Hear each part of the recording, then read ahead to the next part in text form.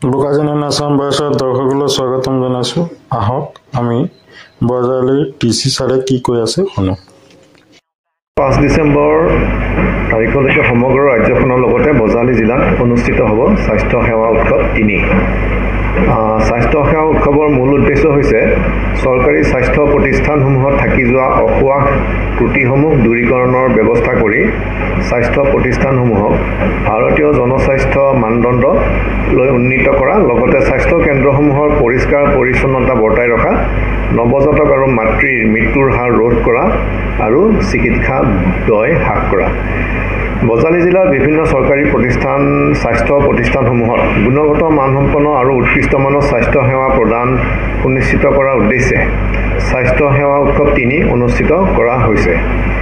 স্বাস্থ্য সেৱা উৎসৱ 3 সুচাৰুৰূপে আৰু ফলপ্ৰসূ কৰি তুলিবলৈ বজালী জিলা প্ৰশাসন আৰু ৰাষ্ট্ৰীয় স্বাস্থ্য অভিযান বজালীয়ে পূৰ্ণ প্ৰস্তুতি অব্যাহত ৰাখিছে।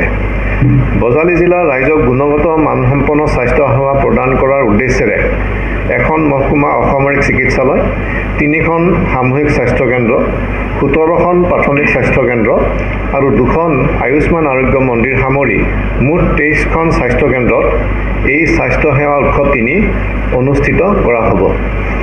স্বাস্থ্য সেৱা উৎসৱত সামৰি লোৱা স্বাস্থ্য প্ৰতিষ্ঠানসমূহক স্ব-মূল্যায়ন আৰু বহি-মূল্যায়ন এই দুটা পৰ্যায়ত কৰা হ'ব।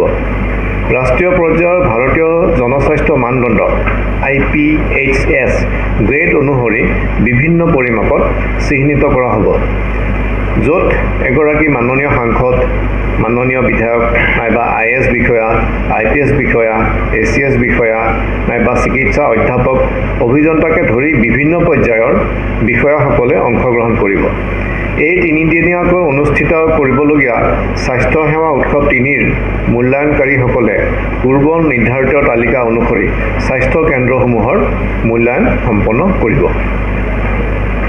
ধন্যবাদ।